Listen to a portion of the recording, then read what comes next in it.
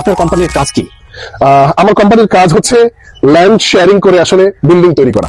আমি দেখেছি যে 30-35 বছর মানে এই ঢাকাতে চাকরি করছে অথচ অ্যাপার্টমেন্ট করে নাই বা ফ্ল্যাট করে নাই, লাক্সারিয়াস প্রোডাক্ট আসলে বানিয়ে রেখেছে এই রিয়েল এস্টেট ব্যবসায়ীরা। আসসালামু আলাইকুম রাজুল ভাই, কেমন আছেন? আলহামদুলিল্লাহ ভালো আছি, আপনি কেমন আছেন? আমি ভালো আছি। আমি আপনার সঙ্গে প্রজেক্টে আসতে পেরে নিজেকে অনেক ধন্য মনে করছি। রিয়েলি মানে আমি I am grateful to you. Thank you very much. তো আপনার কাছে কিছু প্রশ্ন আমার জানার ছিল এবং আমাদের দর্শক এবং ক্লায়েন্ট যারা আছে তারা আমার মাধ্যমে আপনার কথাগুলো শুনবে। যে এই এলাকায় তো আরো অনেক আবাসিক ব্যবসায়ীরা আছে, তো বাস্তবে দেখা যাচ্ছে যে আপনার এনএম হোমসের ক্লায়েন্ট অনেক বেশি। এর কারণটা কি? প্রথম কথা হচ্ছে আল্লাহর বিশেষ রহমত এবং দ্বিতীয় হচ্ছে কমিটমেন্ট। আর সবচেয়ে ওভারঅল যদি বিষয়গুলো আপনি বিবেচনা করেন তাহলে আসলে আমার দক্ষ টিম চয়েস করে, এই কারণেই আসলে হয়তোবা। আপনার কোম্পানির কাজ কি? আমার কোম্পানির কাজ হচ্ছে ল্যান্ড শেয়ারিং করে আসলে বিল্ডিং তৈরি করা।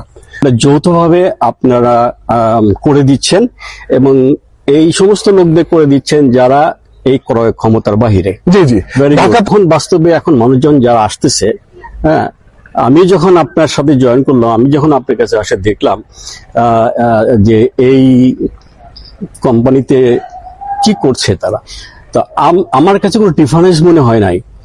আমি মনে করছিলাম যে আমি ঢাকাতে একটা বাড়ি করতে গেলে 2 কোটি 2.5 কোটি এরকম টাকা নিচে হয় না, মিনিমাম 1.5 কোটি টাকা। মোহাম্মদপুর যদি বাস স্ট্যান্ডে এখান থেকে 3 কিলোমিটার যদি আমি একটা ফ্ল্যাট কিনতে যাই 1.5 কোটি টাকা নিচে পাওয়া যাবে না। সেটাই এখানে আপনারা দিচ্ছেন 32 লাখ টাকার ভিতরে আমার এখানে 1200 স্কয়ার ফিটের ফ্ল্যাট অলরেডি রেডি হয়ে গেছে। তখন আমার ভিতরে সন্দেহ জাগছে যে এরা হয়তো কোয়ালিটি কম্প্রোমাইজ করছে না।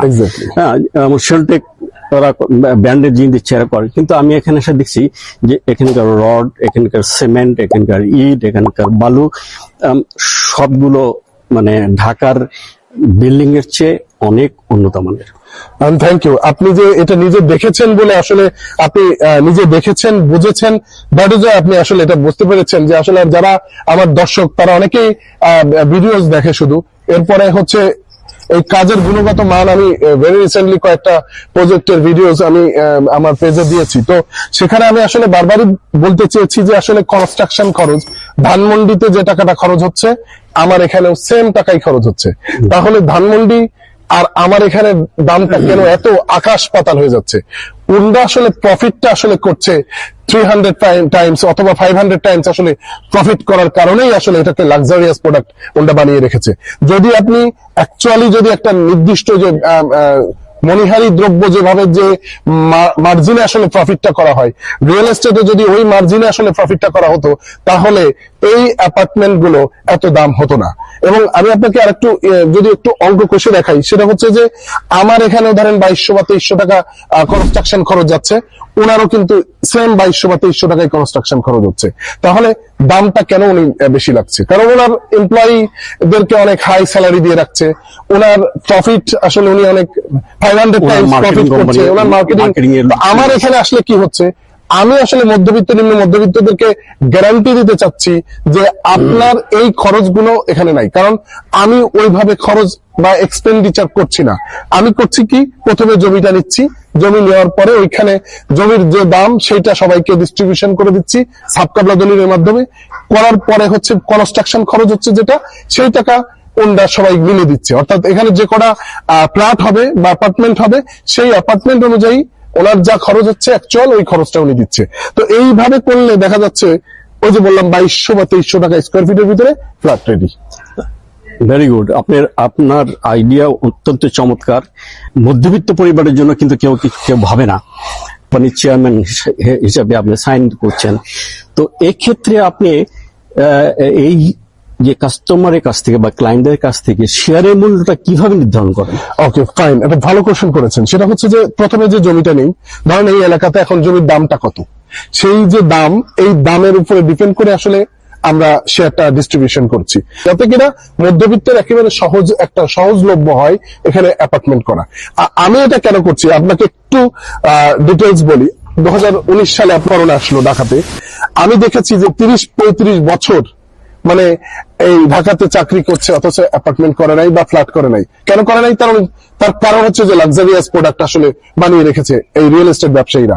আমি তখন মাথায় আসলো যে যদি আমি এই লোকগুলো যে 30-35 বছর ঢাকাতে চাকরি করলো, এখন একটা ফ্ল্যাট নাই, এখন এই যে চাকরি নেই, বাড়ি চলে যেতে হচ্ছে, কি যে কান্না, কি যে দুর্দশ একটা অবস্থা। সেই অবস্থা থেকে আমি আসলে পরিলক্ষিত করলাম যে আমি আসলে এখানে কি ডেভেলপ করতে পারি, যে কোনো ডেভেলপ কোনো কিছু করা যায় কিনা, কম খরচে কোনো অ্যাপার্টমেন্ট করা যায় কিনা। এরপরে আমি ধরেন এরকম শেয়ারিং করে ফ্রেন্ডরা মিলে করলাম, করার পরে আমি 4 বছরের ভিতরে ওটা আমার রেডি হলো। কিন্তু ওই ফ্রেন্ডসরা মিলে করলে কি হয়, ধরেন আপনার যে বাজেট এর বাইরে তো আসলে কোনো চিন্তা ভাবনা আপনি করেন নাই, কারণ আপনার বাজেট আছে দুটো, আপনি কিন্তু দুটোই শেয়ার নিয়েছেন। তাহলে এরকম করলে অনেক সময় প্রজেক্ট গুলো হ্যাং হয়ে যায়, কারণ এক ফ্রেন্ড দিতে পারলো না বা একজন দিতে পারলো না যখন টাকা, তখন কিন্তু ওই কনস্ট্রাকশনটা বন্ধ হয়ে যায়। তো আমি আসলে এই সব বিষয়ে রিসার্চ করে দেখলাম যে না, আমি যদি একটা কোম্পানি করি, এখানে ধরেন 2-4 জন যদি টাকা না দিতে পারে, তখন সেই টাকাটা যদি আমি কোম্পানি থেকে বহন করি, তাহলে টাইম মতো যদি ডেলিভারিটা হয়, তখন ওই যে শেয়ার হোল্ডার যারা আসলো, তারা আসলে টাইম মতো একটা সুন্দর অ্যাপার্টমেন্ট পেলো।